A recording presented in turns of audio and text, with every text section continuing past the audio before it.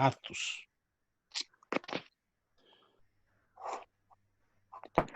Pronto. Boa noite a todos. Eu sei que já tem bastante gente aqui conectado, mas agora, começando oficialmente a aula, eu fiz aquela telinha lá só para a gente fazer uma introdução, a hora que for publicar, a hora que for botar no YouTube, já tem uma telinha lá para a gente... Vai ficar bonitinho. Estava conversando com o pastor Ricardo, a gente vai fazer um vídeo, fazer uma abertura, tanto para a escola bíblica como para o culto, né? A gente vai fazer alguma coisa um pouco mais elaborada. Mas, por enquanto, a gente fica com essa telinha só. Então, pessoal, a aula de hoje, eu vou fazer ela um pouquinho diferente das outras que a gente fez, tá? Mais uma vez, a gente vai estudar o começo do livro da Bíblia, a gente não vai ver o livro todo, e eu vou basear a aula de novo aqui no, através da Bíblia, livro por livro, e hoje nós vamos estudar o livro de Atos. Na última aula nós vimos Lucas, nessa a gente vai pular João, tá? Eu vou voltar em João com mais detalhe, com mais calma, depois que a gente falar sobre Atos. O livro de João é um livro riquíssimo, maravilhoso, é um dos meus favoritos da Bíblia, assim como todos os outros, mas eu gosto muito da carta de João, do Evangelho de João, e a gente vai voltar nele em seguida, tá? Mas hoje a gente vai falar sobre a igreja primitiva. Como é que começou a igreja? Nós temos estudado nas últimas aulas como que foi a vida de Cristo, como foram os evangelhos, o que os evangelhos falam sobre Jesus, o que Jesus fala sobre o reino, a gente estudou isso tudo, e hoje a gente vai falar sobre a igreja, sobre a herança de Cristo. Então, começando com uma parte mais técnica, o livro de Atos, ele muito possivelmente foi escrito por Lucas. Isso a gente consegue ver já em Atos, no primeiro capítulo. E aí eu vou pedir para que todos abram as suas Bíblias. A aula de hoje é na Bíblia. Então, abram, por favor, as Bíblias em Atos 1. E alguém que tiver com ele, que já encontrou, dê para mim o verso 1. Atos 1, 1. Quem achou pode ler.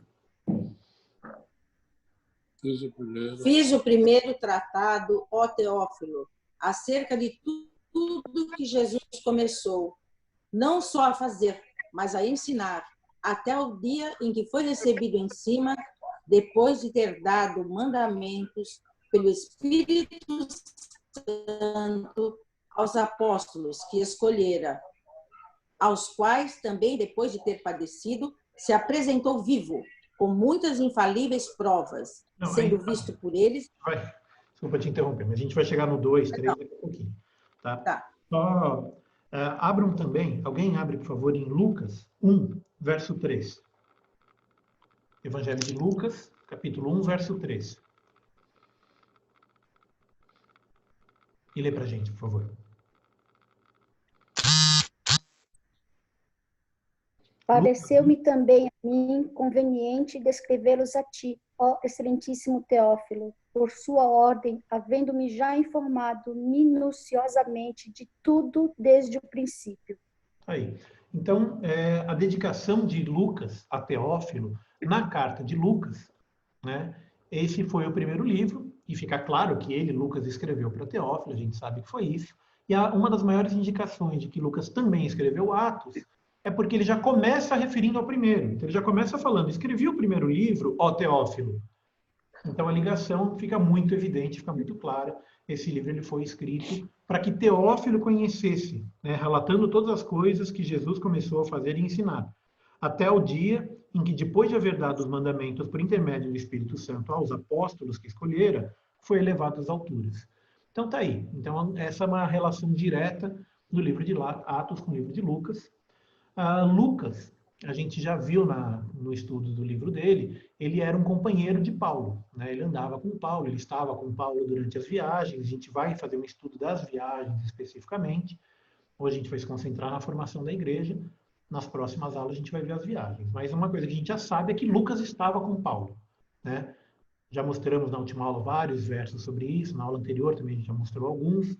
Então, ele conhecia essa história. Agora, tem uma característica interessante aqui, que é o seguinte: nesse ponto do tempo, nesse pedaço do livro de Atos, Paulo já estava convertido?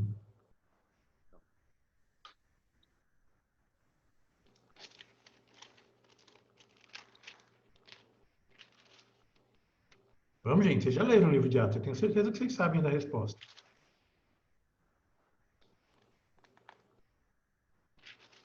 Nesse ponto aqui,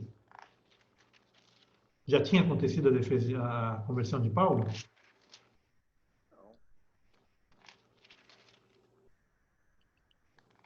Pela ordem cronológica aqui dos capítulos, não. A conversão de Paulo acontece lá no capítulo 9. A gente vai ver isso aí, vamos estudar esse trecho de conversão, que é uma das passagens mais... É engraçado que parece um evento simples, mas assim, é um dos eventos mais importantes da história da humanidade. Depois de Jesus, a conversão de Paulo foi um desses eventos que mudam a história. Né? Mas a gente vai chegar nesse ponto mais para frente. O fato é que Paulo se converteu no 9 e deve ter encontrado com Lucas depois disso. Então, aqui, esse trecho, do 1 até o 9, claramente Lucas não estava presente ou possivelmente não estava presente. Ele deve ter aprendido essas coisas em primeira pessoa com os apóstolos. Então, ele certamente conheceu os apóstolos. Tem relatos aqui de que ele passou um tempo com os apóstolos. E esse trecho, do 1 até o 9, até o final do 8, na verdade, ele muito possivelmente ouviu de Pedro, de Tiago, de algum dos outros apóstolos, porque nesse ponto Paulo ainda não estava com eles. Então, isso tudo que a gente vai estudar, ele relatou, né, contando para Teófilo o que estava acontecendo, mas aí também tem uma característica interessante. Repara o seguinte, a partir do verso... cadê? Aqui, ó. O 4 e no 5. Olha o que diz o 4 e o 5. E comendo com eles, determinou-lhes que não se ausentassem de Jerusalém. Estou lendo em Atos 1, verso 4. Mas que esperassem a promessa do Pai, a qual disse ele, de mim ouvistes. Porque João, na verdade, batizou com água, mas vós sereis batizados com o Espírito Santo não muito depois desses dias. Então, aqui ele está relatando Jesus, quando Jesus falou sobre o batismo do Espírito Santo para os apóstolos.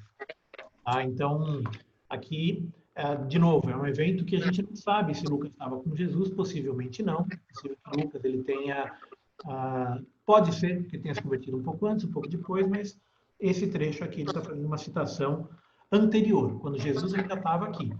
Então, por que eu estou reforçando esse ponto? Na última aula, a gente viu sobre a ascensão, sobre a morte e a ascensão de Cristo. Eu comentei, né, que os apóstolos eles sabiam o que ia acontecer e que, mesmo assim, eles não tinham entendido ainda a mensagem. Né?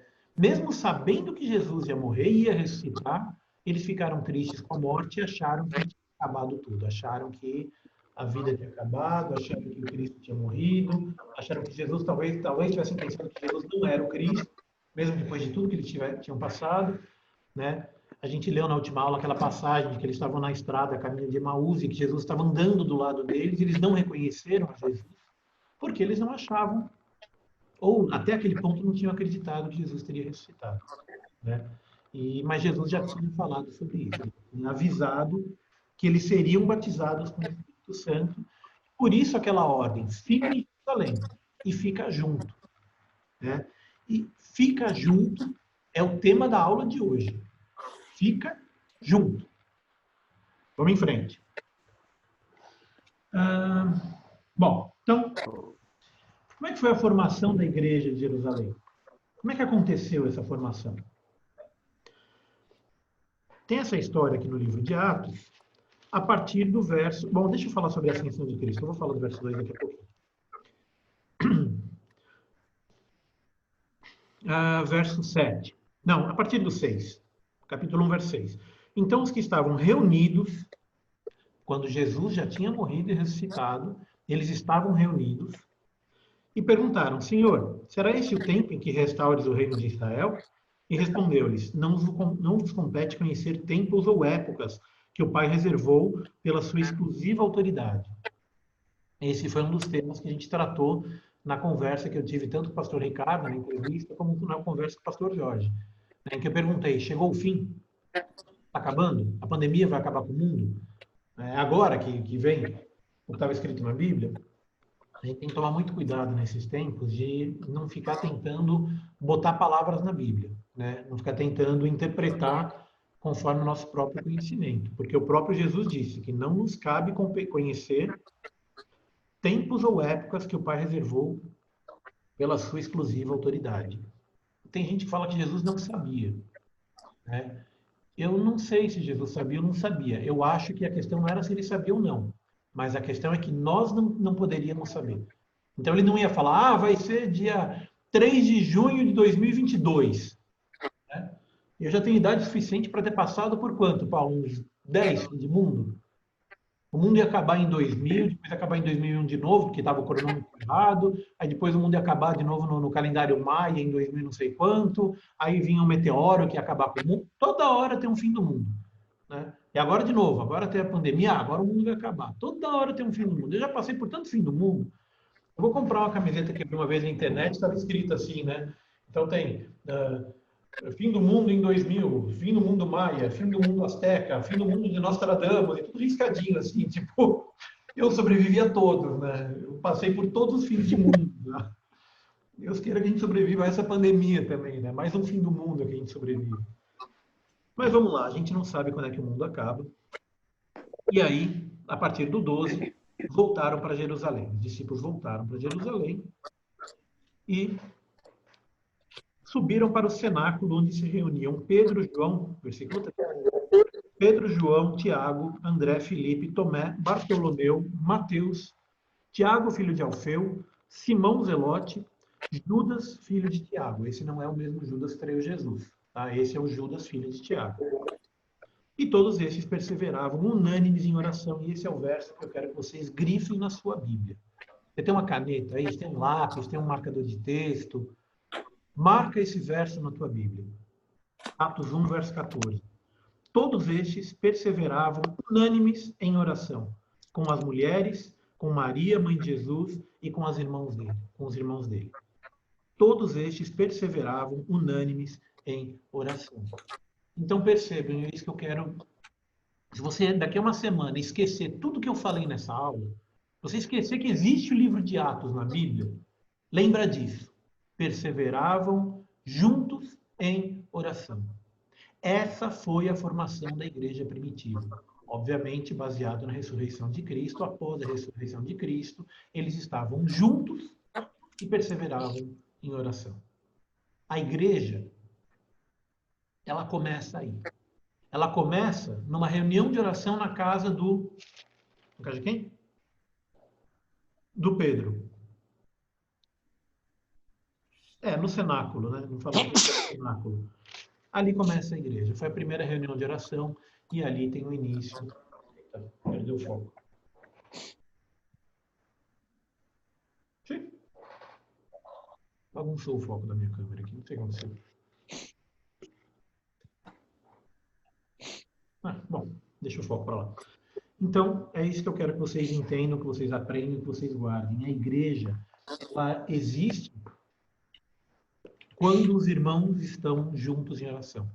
E ela fica mais forte, e ela se fortalece, e ela cresce quando os irmãos oram juntos. Né?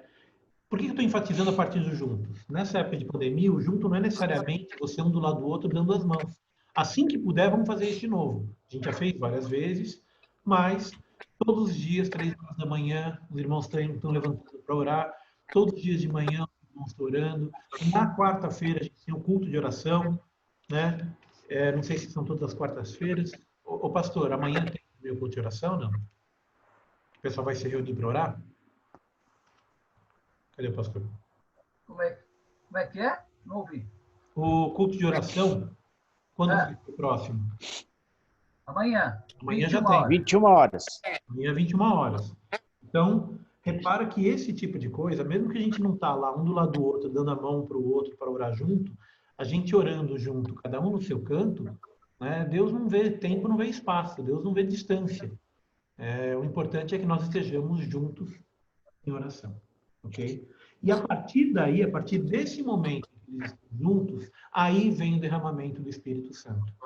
A hora que eles estão em Jerusalém, aí sim vem, a partir do capítulo 2 aqui, descreve como é que foi, né? Tem, um pouco antes tem a escolha de Matias, mas eu vou pular, isso aqui, digamos, é uma atividade meramente burocrática. Matias, obviamente, andava com Jesus, conhecia Jesus, E aqui eles escolheram, jogaram a sorte, enfim, escolheram Matias como sendo um dos 12. Tá? Tem toda uma questão aí de por que precisava ser 12, etc. Eu não vou entrar nesse mérito agora. A parte importante aqui é o capítulo 2.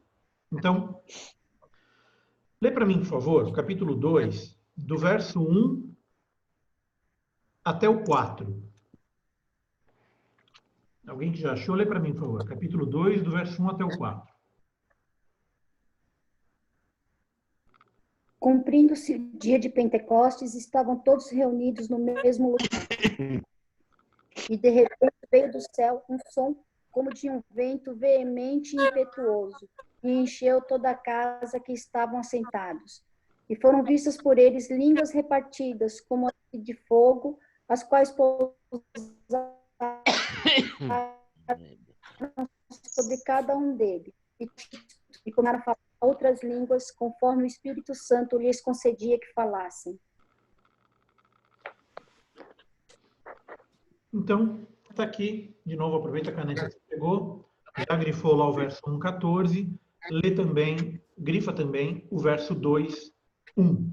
Capítulo 2, verso 1. Ao cumprir-se o dia de Pentecoste, só por curiosidade, Pentecoste, talvez vocês já saibam disso, possivelmente todo mundo já sabe, mas não custa reforçar, significa 50 dias. Né? Então, o dia de Pentecoste foram 50 dias depois da Páscoa. E tem um significado espiritual. O dia de Pentecoste, obviamente, porque era uma festa também, né? Mas quando Jesus veio, ele, usar um termo moderno, ele ressignificou o Pentecoste. Né? A gente vai falar disso daqui a um minutinho, mas só guarda isso. Pentecoste foram 50 dias depois da ressurreição, né? Depois da Páscoa. Foi aí que aconteceu, e de repente veio do céu um som, como um vento impetuoso, e encheu toda a casa onde estavam assentados, orando. Estavam juntos, orando. E apareceram distribuídas entre eles línguas como de fogo, e pousou uma sobre cada um deles. Deve ter sido uma... Essa é uma cena que eu queria ter visto. Essa é uma cena que eu queria ter presenciado. Deve ter sido uma coisa, assim, deve ter sido uma coisa extraordinária. E todos ficaram cheios do Espírito Santo e passaram a falar em outras línguas, segundo o Espírito lhes concedia que falassem. Vamos falar do dom de língua daqui a um minutinho. Mas antes disso, vamos voltar um pouco para trás e eu quero rever com vocês alguns textos. Tá? Então, primeiro, cadê? Quando que Deus, o Deus Pai, prometeu o Espírito Santo?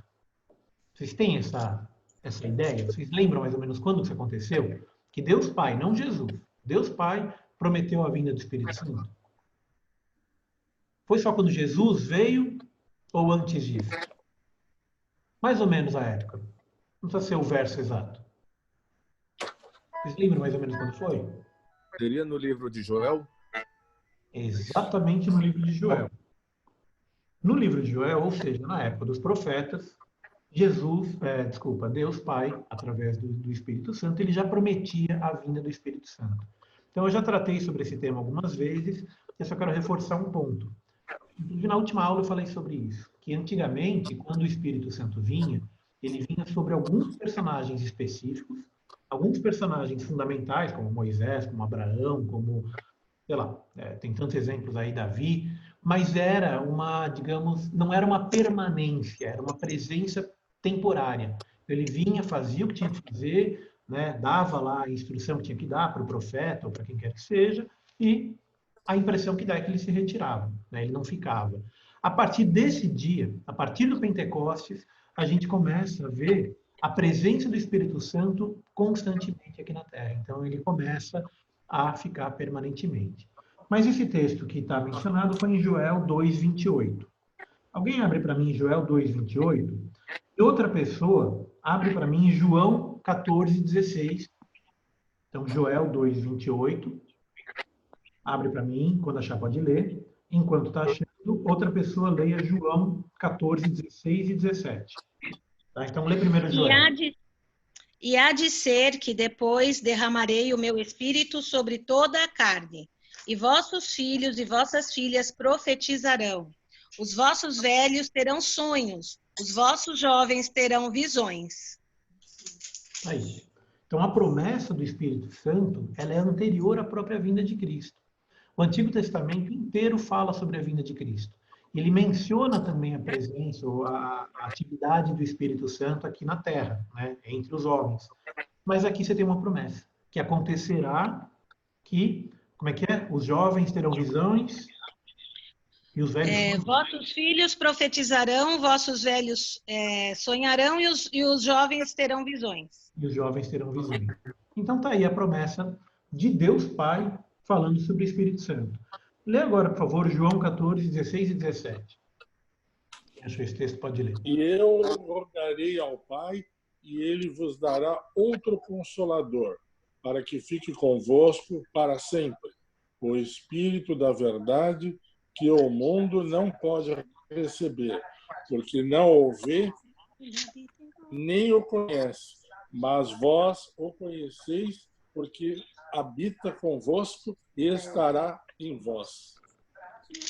Habita convosco e estará em vós. Então essa é uma promessa que Jesus fez sobre o Espírito Santo. Então, mesmo antes da morte e a ressurreição de Cristo, tanto Deus Pai, lá em Joel, lembra que Joel foi, sei lá, 400 anos antes de Cristo, acho que até mais, né? Joel foi mais do que isso, antes de Cristo. E Jesus, ele próprio, já tinha falado sobre o Espírito Santo. Então, esse é o tipo de coisa que possivelmente os apóstolos ouviram e falaram, ah, tá, mas tipo, o que é isso, né? E aqui, eles viram o que é isso. Eles viram que é o Espírito Santo. Agora, na sequência aqui... deixa eu só ver mais uma coisa. Então, a promessa, ela veio de Deus Pai, ela veio também de Deus Filho, e o Espírito Santo habita entre vós e agora permanece entre nós.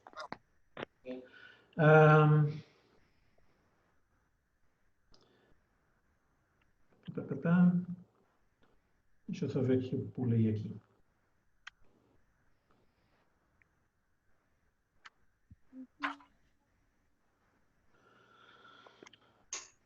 Tá.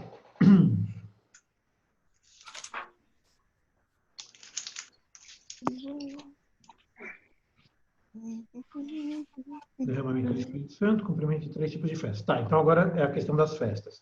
Então, vamos lá.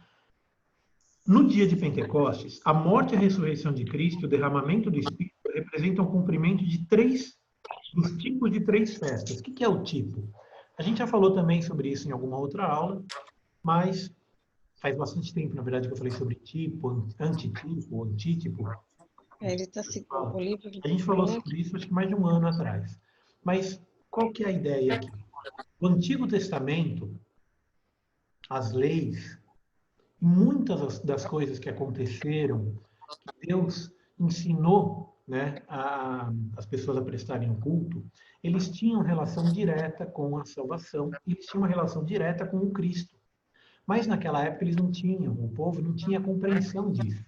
Então, quando você fala sobre o sacrifício de um cordeiro, o que a pessoa entendia? Pega um cordeiro, sacrifício cordeiro, perdoa o pecado. Mas o que é isso? Isso é uma representação do que Jesus viria fazer. As festas, da mesma forma, representavam isso aí.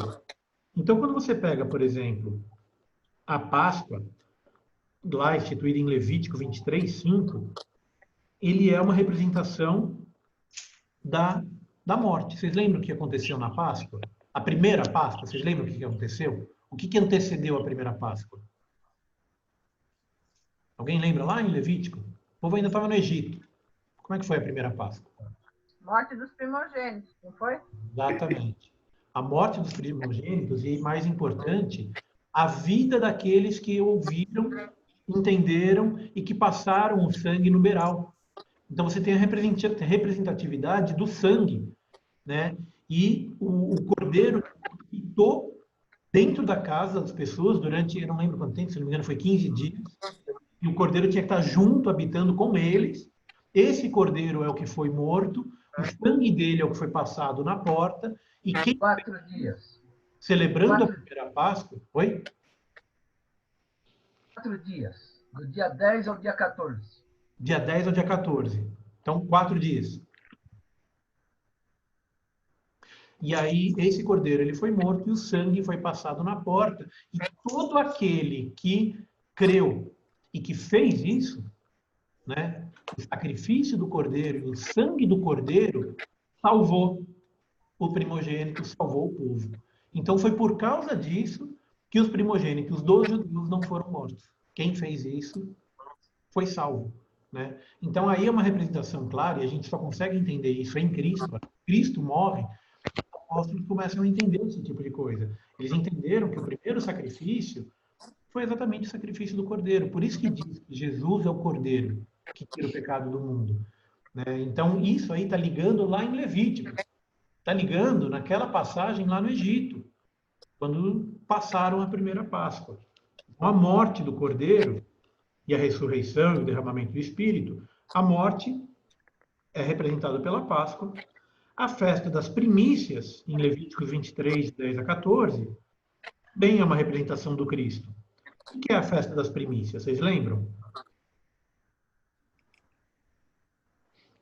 Mais ou menos, assim, não precisa falar em detalhes, mas vocês lembram o que era a festa das primícias? De onde veio o termo primícia? Foi a primeira colheita, a festa da primeira colheita, né? Exatamente, a festa da primeira colheita. Então, a festa das primícias é quando as pessoas entregavam para Deus o primeiro resultado da primeira colheita. Então, a primeira coisa que foi colhida era entregue para Deus, né? Na época ainda não tinha um conceito do dízimo, isso até tinha, mas a festa da primícia era que você entregava o melhor que você tinha recebido de Deus, você devolvia para Deus. Essas eram as primícias. E Jesus, ele é a primícia, né? Jesus, ele é a morte expiatória de Cristo. Ele representa a primícia dentre os mortos, né? Ele é a primeira colheita, ele é o representante máximo. Então, a festa também está ligada com a morte, nesse caso, a ressurreição de Cristo. Ou seja, quando foi a primeira colheita, Cristo foi o representante disso.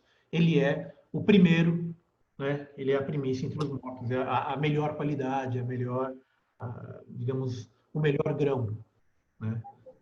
E, por último, você tem o Pentecoste. O Pentecoste, ele representa também... Cadê? Na festa de Pentecoste, você tinha os 2 pães. Então, os primeiros pães da colheita de trigo eram movidos diante do Senhor, sendo isso o símbolo da consagração dos primeiros membros da igreja. Então, o Pentecoste, ele está diretamente relacionado exatamente à igreja, à formação da igreja, né? Você está entregando aquilo que você tem de melhor para Deus. Isso também está representado pelo derramamento do Espírito, né? Então, o Deus, ele habita entre nós, né? Basicamente, Deus, ele passa a habitar entre nós. Então, as três festas principais do povo judeu, agora, elas, digamos, não que elas receberam um novo sentido, mas o sentido real dessas festas, agora ele é compreendido. Com a morte e ressurreição de Cristo e com o derramamento do Espírito, tudo aquilo que foi feito no Antigo Testamento passa a fazer sentido, passa a ter um significado. Então, a Páscoa original versus a Páscoa de Cristo, a festa, como é que chama, das primícias original versus as primícias de Cristo, e o Pentecoste original, com o Pentecoste, com o derramamento do Espírito Santo sobre a igreja.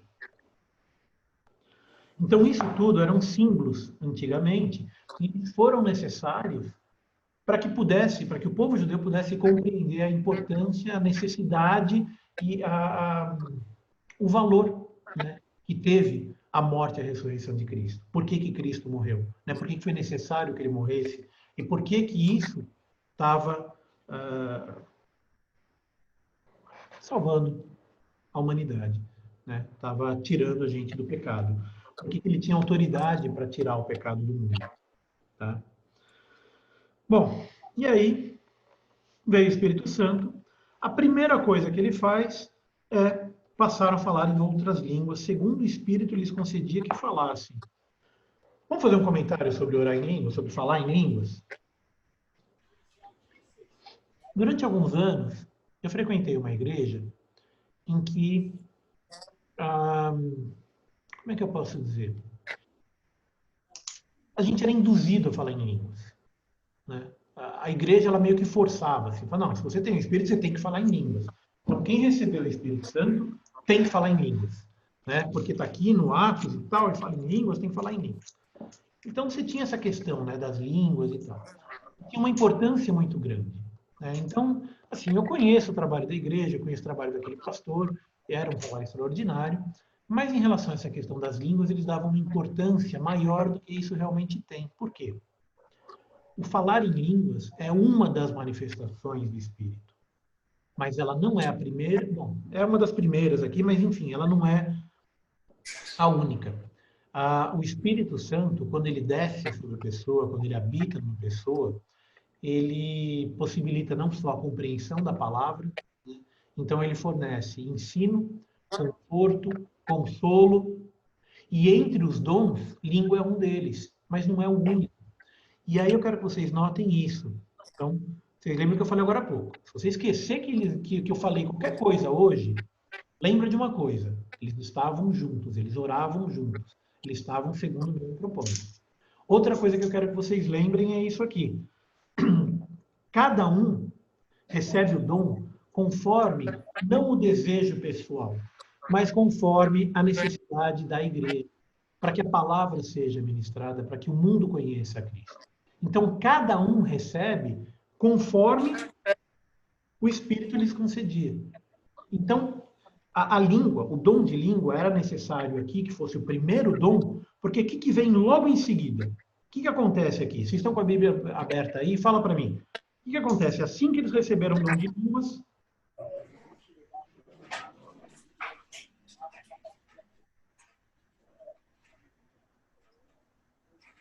receberam o dom. E aí, o que acontece imediatamente em seguida?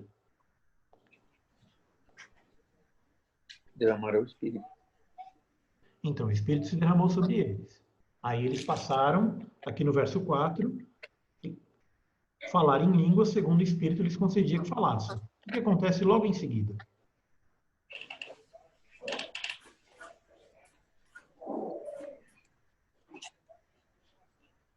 Da multidão que estava confusa?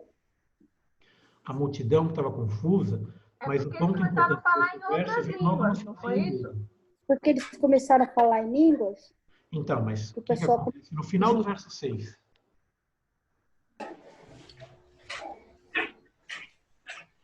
Falar na sua própria língua, cada um falando na língua daqueles que estavam lá. Exatamente. Então, percebam, por que quando o Espírito Santo desce sobre os apóstolos, a primeira coisa que eles fazem é falar em línguas? Note, não foi a única. A primeira que eles fizeram foi isso. Por quê? Porque a multidão que estava em volta, as pessoas que estavam em volta, afluiu a multidão, né, que ficaram perplexas. Por quê? Cada um os ouvia falar na sua própria língua. Então, perceba, isso foi necessário para que a palavra fosse divulgada. Lembra, eu já falei isso 1000 vezes já nas aulas. Aquela região era uma região de comércio, tinha gente do mundo inteiro ali. Vinha gente da China, vinha gente da França, né, da Gália na época. Vinha gente da Itália, vinha gente do Egito, tinha gente de todas as partes do mundo que concentrava naquela região. Então, como é que a mensagem de Cristo poderia ser transmitida para povos tão diferentes como hindus e germânicos? Como que poderia falar sobre isso? Aqui a Bíblia cita alguns povos. Quer ver? Cadê? Um pouco mais para baixo, aqui no 9. Pardos, medos, elamitas, naturais da Mesopotâmia, Judéia, Capadócia, Ponto e Ásia, Frígia, Panfilha, Egito. Frígia, Panfilha era lá na Grécia, Egito, regiões da Líbia, que era lá do outro lado, nas imediações de Cirene, e romanos. Então, perceba, olha a variedade de gente que estava ali em volta. A multidão que veio não era uma multidão de judeu que sabia falar hebraico. Era gente do mundo inteiro. Então, o Espírito Santo, ele trouxe esse dom de língua, e era uma língua natural, e esse é o grande confusão que está vendo até hoje. Né? A língua que eles tinham era uma língua natural. O que a gente chama de língua natural? Era como se hoje você, imediatamente, começasse a falar russo. Como tem livros que falaram que aconteceram. Eu já vi histórias, testemunhas que aconteceu hoje, aconteceu agora, década de 80, década de 90. O rapaz que não tinha uma palavra de russo começa a falar russo, para evangelizar, para pregar para o russo. Então, hoje esse dom de língua, esse especificamente se manifesta com facilidade de aprendizado. Então, por exemplo, um missionário que vai trabalhar no meio dos índios, ele aprende a falar lá, não sei em que língua, o Yanomami, não sei o que, ele aprende aquilo. Né? Então, eu conheci pessoalmente, aliás, foi até, de certa forma, evangelizado por ele. Um missionário que ele trabalhava entre os índios, ele estava fazendo a tradução do Novo Testamento em Yanomami. Como é que esse rapaz aprendeu a falar o Yanomami? Né? Esse é um dom também do Espírito. O outro na África, né? Grandes regiões da África distantes, em que você não tem uma gramática para você pegar e estudar, você não tem um aplicativo que você vai e aprende, né? Que nem você quer aprender a falar francês, espanhol, alemão, você tem aplicativo. Pega o celular, você aprende a falar qualquer idioma que você queira, hoje em dia. Mas isso aqui era necessário para que esses povos ouvissem e entendessem. Tá? Note que essa manifestação de línguas ela é diferente da manifestação profética, que também é importante, também é útil, também é necessária. Então, quando você ouve alguém falando em línguas no púlpito, no microfone, ou cantando, qualquer coisa assim, essa é digamos, uma forma diferente. É também um dom de língua, é também útil e importante, mas é um outro tipo, tá? Então, qual que é o meu ponto aqui? Meu ponto aqui é que o Espírito Santo ele dá a cada um conforme a necessidade da igreja.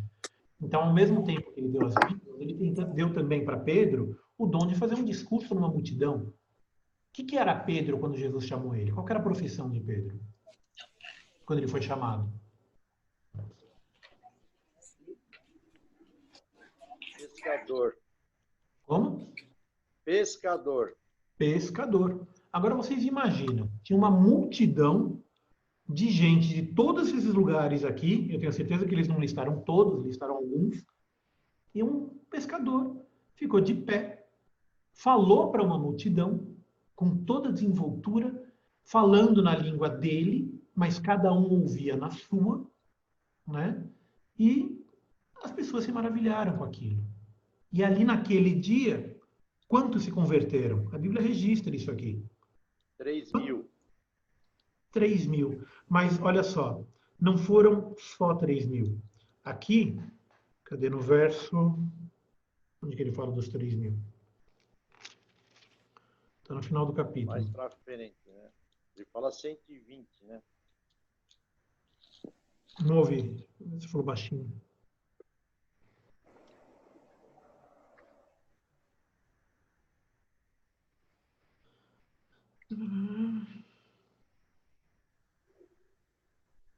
Aqui achei, no verso 41. Está no 2:41. Então, começando no 37, vai. Ouvindo essas coisas, compungiu-se-lhes o coração e perguntaram a Pedro e aos demais apóstolos: o que faremos, irmãos? Perceba que já estão chamando de irmãos já. Arrependei-vos. A cada um de vós seja batizado em nome de Jesus Cristo para a remissão dos vossos pecados e recebereis o dom do Espírito Santo. Nota que aqui, de novo, ele não fala o dom de línguas. Não é que você vai aprender a falar línguas, você vai receber o dom do Espírito Santo. Seja o dom de misericórdia, de compaixão, de hospedagem, dom de mestrado, dom de pastorado, dom de misericórdia, já falei, né?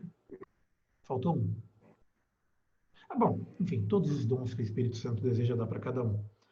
E então, os que lhe aceitaram a palavra foram batizados, havendo um acréscimo naquele dia de quase 3.000 pessoas. 3.000 pessoas era o tamanho da multidão? Possivelmente não. 3.000 pessoas foram os que ouviram e aceitaram. Então, pensa no poder que Pedro recebeu do Espírito. Né? Ele era um pescador. Ele falava com 2, 3. Ele não estava acostumado a trabalhar com uma multidão. Jesus, ele tratava com multidão. Jesus fazia pregações que ele ia para o barco e falava para a montanha inteira, falava para a montanha toda. Pedro não, ele era um humilde pescador.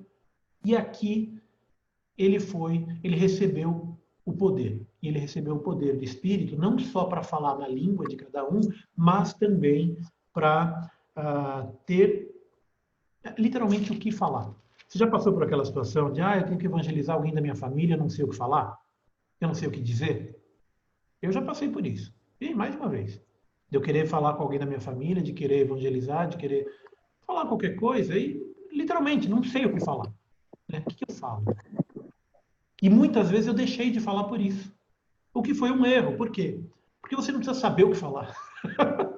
O ponto é esse. Você não precisa saber o que falar. Você precisa abrir a boca. Porque o Espírito Santo vai te colocar o que dizer. Você acha que Pedro preparou um discurso? Você acha que Pedro, antes desse dia, fez uma faculdade de teologia e estudou e se preparou e leu um livro e pegou a Bíblia? Não, ele falou.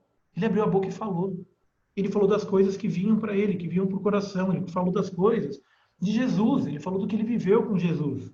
Né? Então, o discurso de Pedro, ele é extraordinário. Leiam inteiro. A gente não vai ler nessa aula, mas recomendo que vocês leiam os capítulos 1, 2 e 3 completos, tá? Mas no discurso, ele começa lá em Joel. Né? Ele, mais do que ocorre, é o que foi dito por intermédio do profeta Joel. Então, ele volta lá para Joel, e acontecerá nos últimos dias, diz o Senhor, que derramarei meu espírito, é exatamente o texto que a gente leu agora há pouco. Né? E até sobre meus servos, sobre as minhas servas, derramarei o meu espírito naqueles dias e profetizarão. Só uma parte que vale em 2020. Esse verso 18, ele fala, e até sobre os meus servos e sobre as minhas servas. Então, aqui de novo, o espírito não é sobre homens. Então, quem quer justificar, usar a Bíblia para justificar machismo, está falando besteira. Né? Jesus não era machista, a Bíblia não era machista. Sempre que Deus fala alguma coisa, ele fala sobre servos e servas, homens e mulheres. Né? E aqui, de novo, até sobre os meus servos e sobre as minhas servas, derramarei meu espírito naqueles dias e profetizarão. Né? E mostrarei prodígios e sol, bom, e aí vai. Né?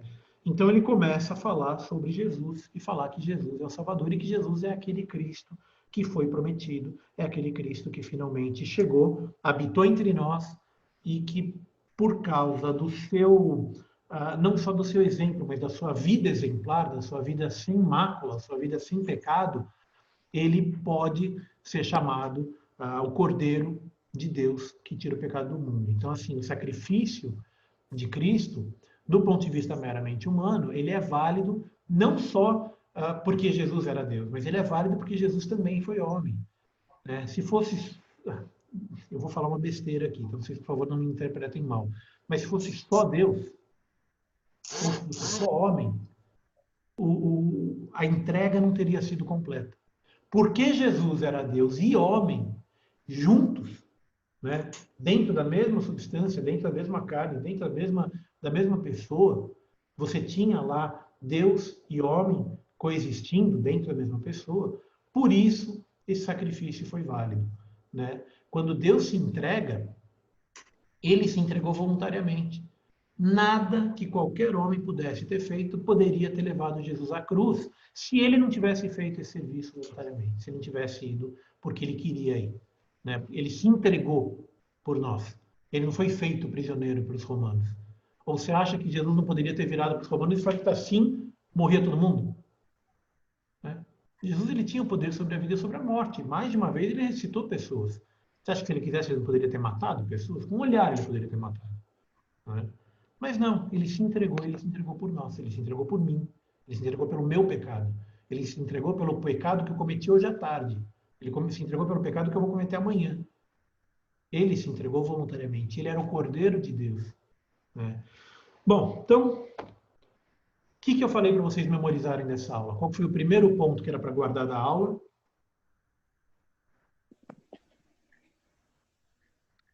Não seja tímido. 14. Perseveravam unânimes em oração. Atos 1, verso 14. Juntos. Em oração. Todos juntos. Em oração. Em oração. Em oração. Qual que era o propósito da igreja? Na fundação dela. Para que ela serviu? Para que serve a igreja? Para oração, né? A igreja começa no cenáculo, na casa do Pai. Começa na oração. Mas para quê? Para que serve a igreja? Propagar o evangelho. Exatamente. Exatamente. E qual é a boa nova?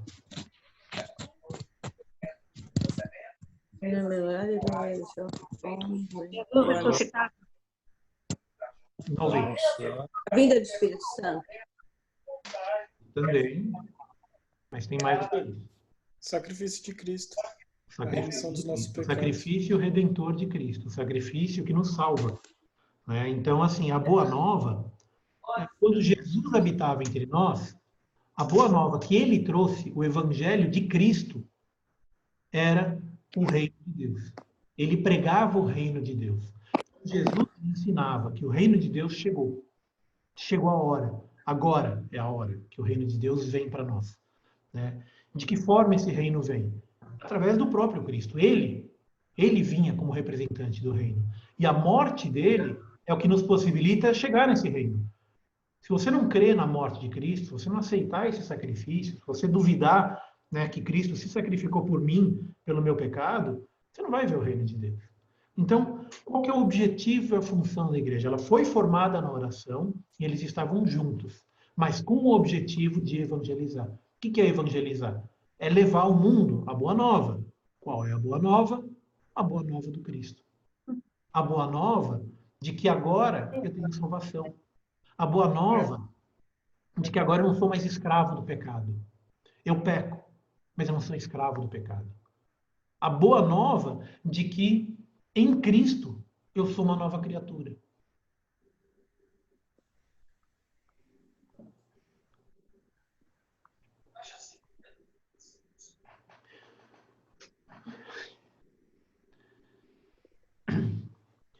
Então, o que a igreja deve fazer?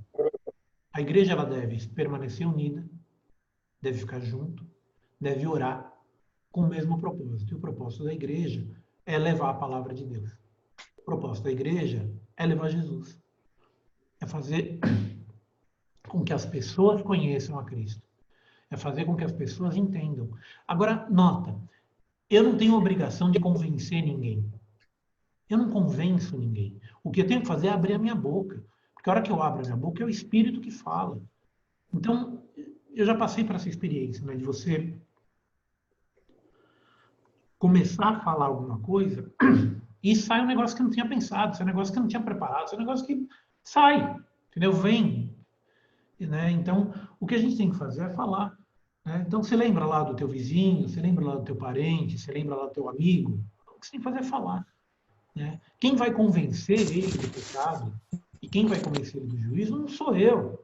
Quem vai convencer ele é o Espírito Santo de Deus. Então, assim, o nosso trabalho é só falar, só isso. É a parte fácil. Porque a parte difícil é Deus que faz. A parte difícil é o Espírito Santo que faz. Né? Então, o Espírito que age em mim, ele age também na pessoa que está ouvindo. Né? Então, quando a gente ora, por exemplo, para Deus quebrar o coração de uma pessoa para que ela entenda o Evangelho, o que é quebrar o coração? É o Espírito Santo agindo na vida daquela pessoa. Né? Então, a igreja ela é formada e a base dela é a oração.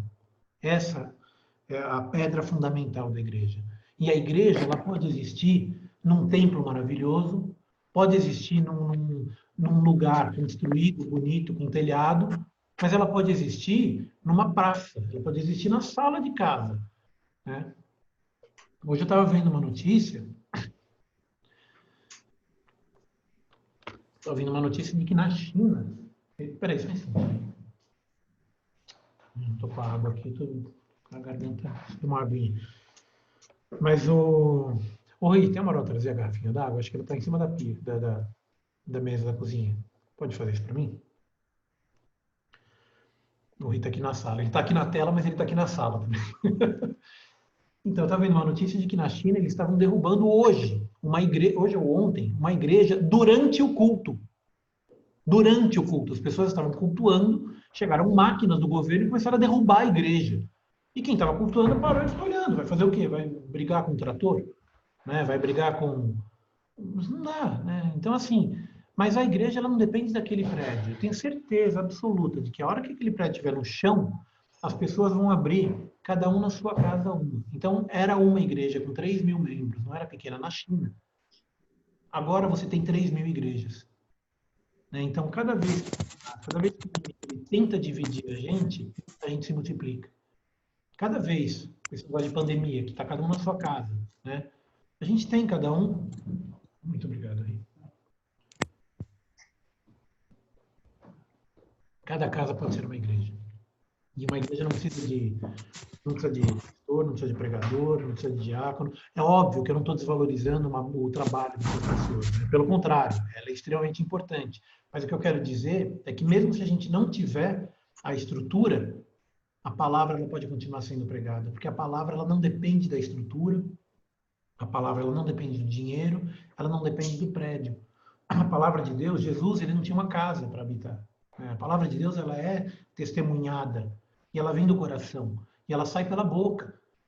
A igreja, ela é a oração, ela é os irmãos juntos, né, em um só propósito, em um só espírito, como diz a música, né, em um só propósito, em um só espírito.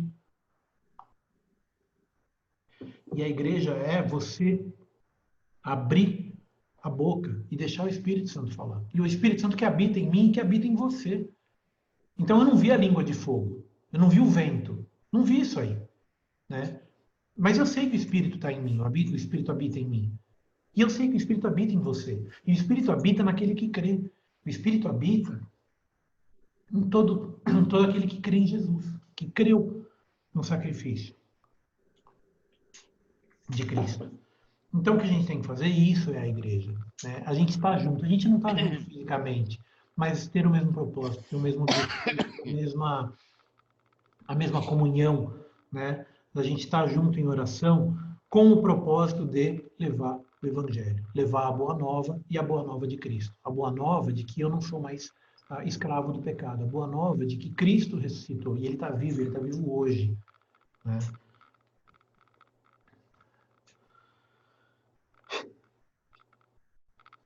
Eu acho que era basicamente isso que a gente tinha para hoje. Mas,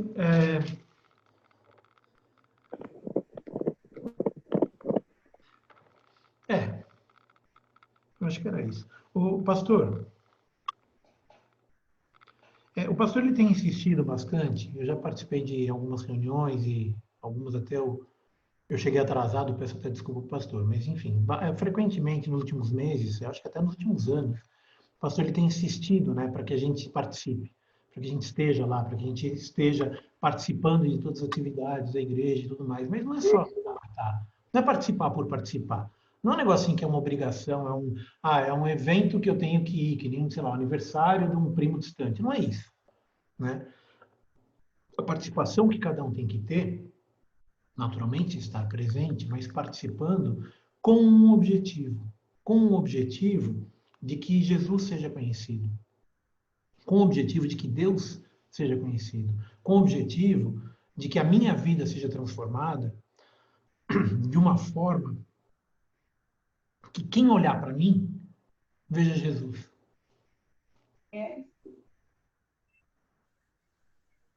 O objetivo da igreja é essa. Então, quando eu vou na igreja, eu vou para aprender a me mudar. Se a gente for pensando no outro, não sei quem devia estar aqui ouvindo isso. O outro devia estar aqui ouvindo aquilo. Não sei quem devia estar aqui ouvindo não sei o quê. Não, eu. O que eu vou fazer com essa palavra? Eu ouvi a palavra de Deus. O que eu vou fazer com isso? Né? Eu sou uma pessoa tão bom quanto possível? Ou dá para melhorar alguma coisa? Eu posso aprender alguma coisa com isso? Né? Nas minhas atitudes, no que eu faço, eu posso aprender com isso? É para isso que a gente vai. Né? Mas sempre pensando que o objetivo final não é eu. O objetivo final não pode ser egoísta. O objetivo final não pode ser o que Deus vai me dar hoje. Né? O que eu vou receber de Deus na igreja. Não, é o contrário, é o inverso. O objetivo é o que eu vou oferecer para Deus. Então, quando você vê o trabalho de um diácono, de um pastor, de um professor, enfim, do pessoal todo que trabalha na igreja, do porteiro, da faxineira, todo mundo que trabalha naquela igreja está trabalhando com o mesmo propósito, de que essa palavra seja levada, de que essa palavra seja conhecida. Né? O propósito é esse. O propósito não tem um fim em si mesmo. Então, por exemplo, quem trabalha como diácono, o propósito não é ser diácono. Né? Por que o diácono está lá? Ele está lá para que Jesus seja conhecido. Por que o pastor está lá? Ele está lá para que Jesus seja conhecido, para que a palavra seja pregada. Né? Por que a gente dá aula na EBD? Para que vocês conheçam a Bíblia, para que vocês, quando abrir a boca, saibam o que falar. Se você ler esse discurso de Pedro, você vai saber o que falar para qualquer pessoa. Você vai saber o que falar, está escrito aqui. Né? Aí você vai pegar, a gente vai estudar as cartas de Paulo, lá também tem o que você precisa. Então, quando você conhece a palavra de Deus, o Espírito, ele não precisa, não que ele não precisa, mas assim, não é que ele vai te dar uma coisa nova, mas ele vai te trazer à mente o que você conhece. Então você vai lembrar do verso, você vai lembrar do livro, você vai lembrar das coisas, entendeu? Mas sempre lembrando que o propósito da igreja é a gente estar junto, em oração, para que a palavra de Deus seja levada, para que Cristo seja conhecido. E é para isso que a gente faz tudo isso. Para isso que a gente faz a reunião de oração, para isso que a gente faz a escola bíblica, para isso que a gente faz o culto do domingo, o culto da terça-tarde. É para isso. Né? Para que Jesus seja conhecido. O pastor, quer falar um pouquinho também sobre esse negócio da gente estar junto? Só um minutinho. Aqui, deixa eu desligar.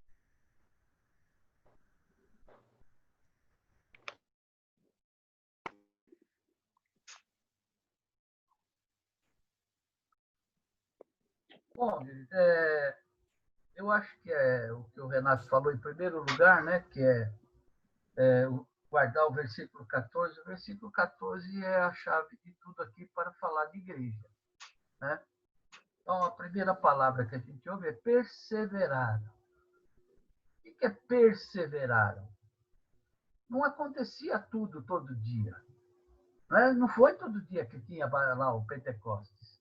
Eles estavam perseverando, esperando algo que fosse acontecer. Mesmo que não acontecesse, eles estavam lá. Então, tem pessoas hoje que são viciadas em sinais, viciadas em profecias, viciadas em milagre. Então, se ele foi no culto, não teve profecia para ele, o culto não valeu. Se não teve milagre, que ninguém foi, o culto não valeu. E que essa palavra está nos ensinando é isso. Nós não vamos no culto para ver sinal, para ver milagre acontecer. O culto é para ir adorar a Deus. Então, eles estavam ali perseverando. Eles sabiam que alguma coisa ia acontecer porque Deus tinha falado que ia acontecer. Então, eles perseveravam. E o que era mais importante nisso tudo? Unânimes. Eles iam lá com o mesmo propósito. Então, quando isso acontecer na igreja, vai ser uma coisa extraordinária. Então, muitos perguntam para mim assim, pastor, por que hoje não acontece mais aquelas revelações, aqueles milagres que aconteceram no culto? Porque o povo mudou. Porque hoje nós vamos de uma forma diferente para a igreja. As pessoas vão para buscar cura, para arrumar emprego, para arrumar marido, esposa, para entrar na faculdade. É isso aí. E o culto não é para isso. O culto é para adorar a Deus. Então, eles perseveraram e unânimes. E esse unânimes, para mim, é muito claro. Eu, quando me converti, né, a Marisa até falou outro dia, acho que não sei se foi naquela live lá que nós fizemos, lá, aquele negócio maluco lá, ela falou, nós tínhamos reuniões lá na igreja onde eu me converti, na primeira igreja evangélica de Cambuci, todos os sábados. Família do pastor e mais um grupo de irmãos que queriam. Ele tinha um sítio, a gente ia para o sítio, começava a vigília às 6 horas da tarde e ia acabar às 6 horas da manhã. Não parava. Era direto. Então, às vezes, um parava, ia lá, tomava um cafezinho e voltava. E tinha reuniões específicas. Esse sábado, nós vamos buscar o batismo com o Espírito Santo. E todos iam com esse propósito. E sabe o que acontecia? Batizavam com o Espírito Santo. Todos? Não. Não eram todos. Não acontecia com todos. Mas acontecia. Por quê? Porque eles eram unânimes. Estavam ali com aquele propósito. Então, a igreja é isso. Então, às vezes eu falo, né? Queridos, olha, a gente vai orar 3 horas da madrugada. Por que 3 horas da madrugada? Todo mundo orando. Porque no reino espiritual, isso é fundamental. Eu estou na minha casa, você está na sua, eu estou lá, ali tem gente aqui de Sorocaba, aqui, deixa eu ver. Tem gente lá em Sorocaba, tem gente... E estamos orando, estamos unânimes? Lógico que nós estamos unânimes. Nesse momento, o reino espiritual está fluindo na nossa vida. Por quê? Nós estamos unânimes naquela hora, orando pelo mesmo propósito. Olha, o culto está sendo pela internet, eu insisto, não chega atrasado, 18h30, entra lá, assiste o culto. Eu vou assistir depois, é gravado mesmo. mas naquela hora, todo mundo, 18h30, naquela comunhão, assistindo o mesmo culto, todo mundo focado no mesmo propósito. Aquilo no reino espiritual tem algo que nós não estamos vendo, mas ele é fundamental. Ele é impressionante as coisas que acontecem. Então, lá estava Pedro, né, na prisão? Pedro estava na prisão, a igreja estava orando, né? Uhum. Não, Pedro estava lá na prisão, a igreja estava lá orando. Que apareceu na porta, né? E o que aconteceu? De repente, Pedro bate na porta, aí a menina vai lá, olha e fala, ih, peraí. Acho que de tanta a expectativa dela, ela foi tão surpreendida que ela, em vez de abrir a porta, ela deixou a porta fechada e correu lá para dentro. Olha, Pedro está aí. Eles falaram, você está brincando, você está sonhando, não pode ser. Quer dizer, se está morando no mesmo propósito para que acontecesse, e eles mesmo duvidaram. Então, veja que coisa. Como é que pode? Se a gente está no mesmo propósito, a gente tem que crer que aquilo vai acontecer. Então, quando nós estamos desprendidos de receber, estamos focados em dar, então nós vamos para a igreja, vamos nos reunir para dar o quê? O nosso melhor para Deus. Então, precisamos lembrar a primeira coisa, que a igreja, quem fundou a igreja? Quem foi? Pedro. Quem foi? Quem falou assim? Jesus. Eu edificarei a minha igreja. Jesus. Jesus é ele que fez a igreja. Ele não faria algo que não seria importante. Ele não constituiria algo que não tivesse necessidade. Se ele chega para os discípulos e diz assim, eu edificarei a minha igreja sobre o quê? Sobre esta pedra, a palavra de Deus. Então é porque ele sabia que igreja é necessário, é importante. Nós estamos hoje vivendo um tempo de igreja, cada um na sua casa, mas não deixa de ser igreja por quê? Porque naquela hora, naquele momento, estamos todos unânimes, pelo menos deveria estar focado naquele culto, prestando um culto a Deus. Então, perseveraram unânimes em oração e súplicas. Então, a oração, você quer saber o que é oração e súplica? Vai lá na oração que Jesus ensinou. Lá tem oração, tem súplica, tem adoração, tem louvor, tem tudo lá. Então, é isso que a igreja estava fazendo. A igreja estava exatamente exercendo esse papel de igreja. E por que não aconteceu outro dia em outro lugar? Porque tinha que acontecer quando a igreja estava reunida. Alguém podia ir lá na sua casa, lá na casa de Simão, né? Cornélio, na casa do qualquer um. Mas não, eles estavam no cenáculo, reunidos, perseverando, unânimes, em oração e súplicas. É o cenário perfeito para Deus operar. E é assim que a igreja cresce, né? É assim que a igreja cresce. É assim que Deus faz. Então, se hoje todos fossem para a igreja, focados nisso, a gente sabe que não é. E não é mesmo, a gente tem que ser, é verdadeiro. A gente sabe que todo mundo não vai. Tem uns que dormem, tem uns que ficam assistindo no celular. E você pensa que isso não atrapalha? Ah, não, mas aqui deixa ele, nós estamos. Não. Todos perseveraram, unânimes, em oração e súplica.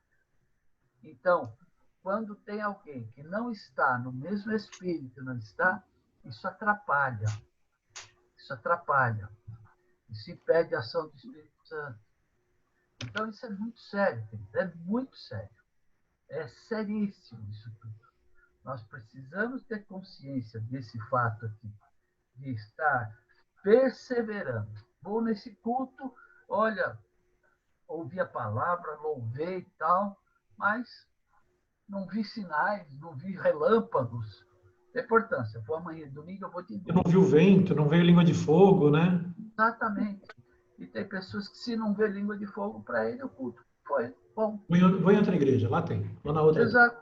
Então, olha, lá está tendo um movimento, aqui, não sei, eu me lembro, quando eu estava lá na igreja lá do Cambuci, começou aquela onda de os pastores jogavam paletó, assoprava no microfone, todo mundo caía no chão. Saiu um monte de gente da igreja para ir ver essas coisas. E onde foram parar? Em lugar nenhum. Tem alguns que nunca mais voltaram para a igreja. Porque até que isso chegou lá na igreja. Foi aí que nós saímos da igreja. Porque se você vai com o coração virado para o outro lado, se você vai para receber, você talvez vá receber. Mas não é esse o propósito, né? Você tem que ir para adorar. E quando você vai para adorar, você recebe. Quando você entrega para Deus, é aí que Ele te dá. Quando você entrega a sua primícia, quando você entrega... Eu não estou falando em dinheiro, tá? Eu não estou falando em dinheiro. Deus não precisa de dinheiro. Deus precisa do teu coração, da tua fé, da tua crença. Deus precisa de você lá. Né? Quando você se entrega para Deus, Deus, Ele sabe o que você precisa. Ele sabe. Antes mesmo que você abra a boca, Ele sabe. Mas isso é um tema de uma outra pregação. Tá? Então, pastor, eu queria agradecer a participação especial. Amém. Eu vou encerrar por aqui a aula de hoje. Peço que vocês leiam para a próxima aula os capítulos 3 e 4. A gente vai continuar no livro de Atos. Então, leiam o capítulo 3 e 4. Eu acho que não dá para chegar no capítulo 5, porque os 3 e 4 tem um discurso de Pedro. Eu quero entrar um pouco mais no detalhe desse discurso, que é extraordinário.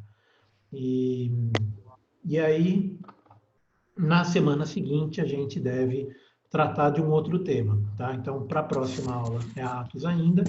Para outra, a gente vai falar sobre missões. Tá?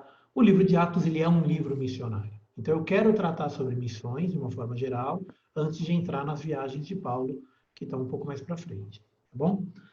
Então, pessoal, agradeço a participação de todos. Amanhã, 21 horas, reunião de oração. Amanhã, 21 horas, reunião de oração. Quinta-feira, o culto. E domingo, teremos novamente o culto. Vamos terminar com uma oração? Pastor, você falou bastante coisa. Você não quer terminar com uma oração para a gente?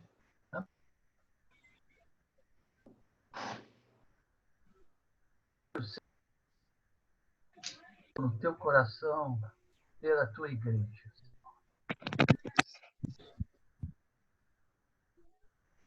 E nós te louvamos, porque temos...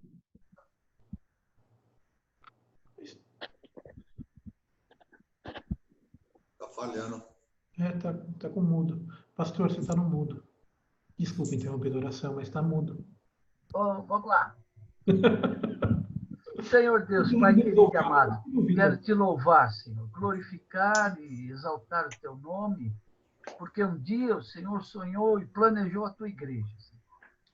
E hoje nós somos parte dela.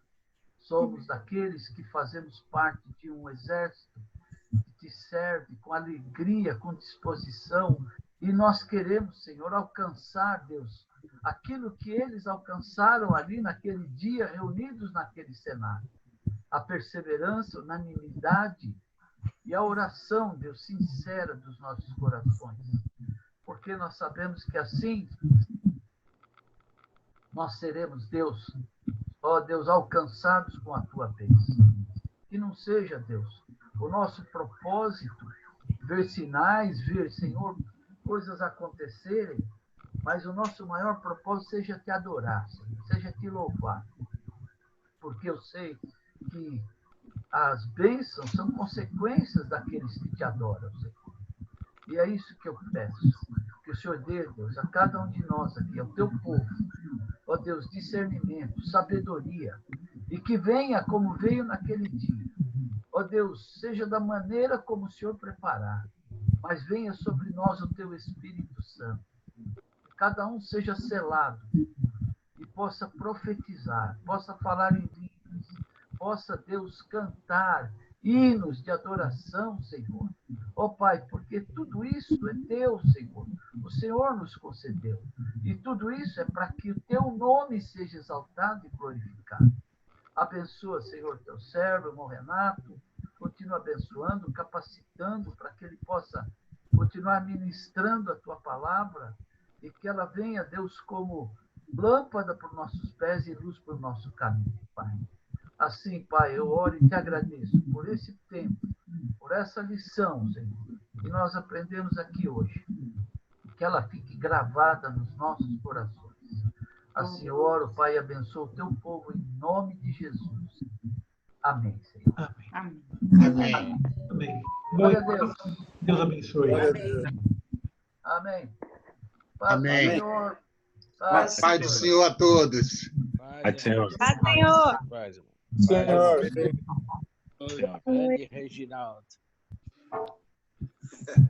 Um abraço. Da paz. Mas é que eu me divido com ele. Ai, Renato. Pai do Senhor.